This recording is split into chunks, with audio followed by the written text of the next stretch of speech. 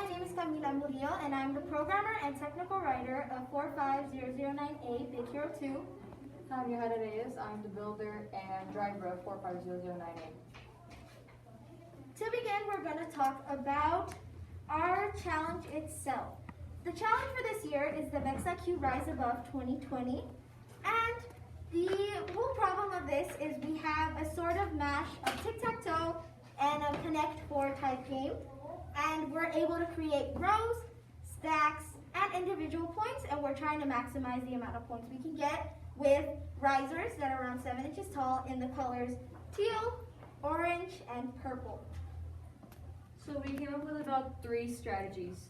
One of our strategies was to make a row right here, and then if we could probably put in a few stacks, and we could work with our alliance and make another row in the middle and maybe few stacks as well. For our skills, it's exactly the same thing. Instead, we've been making more rows since it's easier and less crowded, and about the same thing.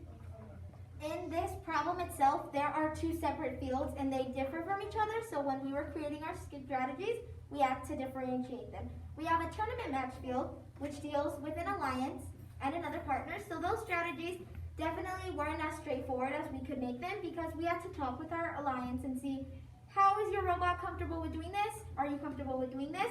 And at the end, we would come together and collaborate to try to maximize the amount of points. In skills, you can do this autonomously by programming or driving skills. And this is by yourself, your driver, which would be Yahaira, and we just drove around and you're trying to collect points for yourself and your team by itself. Gotta be greedy. I came up with 4 sketches from a few ideas I had. I got them all from Google and YouTube that I looked up. One of them was pretty tall, but it didn't really seem sturdy enough. Another one was pretty sturdy, but it didn't seem that it would pick up as much as I would want it to pick up, and I don't think it would go the height that I wanted. And there was also one on the VexIQ website that was recommended for this challenge. And I also had an idea from Camila's old robot from last year's challenge that had an elevator. I used the one that was recommended on the website, and I incorporated a few things from the tall one that I saw from Google as well.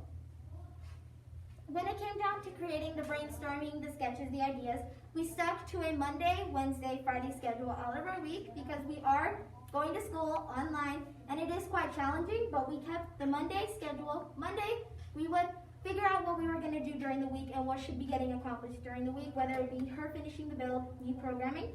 Wednesday was a check-in day to see, did something go wrong? Do we need to extend time? Are we okay to keep going? On to Friday, which was most likely our longest practice. We did 1 to 2 hour practices together. Friday, it was to see, did we complete what we needed to do? Do we need to add more time? Do we need to finish something?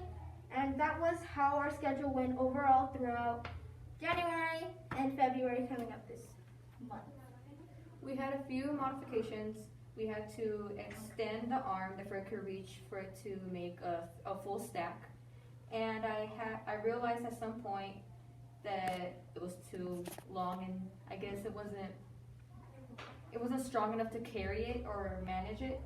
So I added a few weights in here so it can be sturdy enough, and I added another motor so it'd be strong enough so you can hold it up.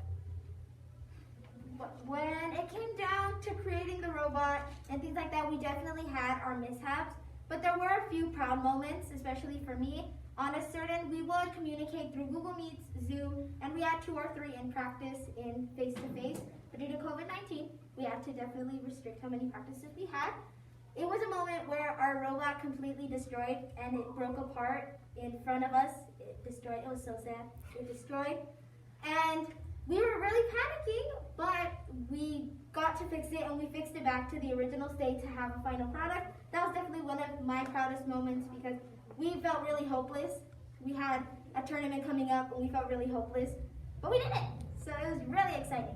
My proudest moment was earlier, actually today, when we were actually able for the arm to actually work because it wouldn't work all week. And I'm like, okay.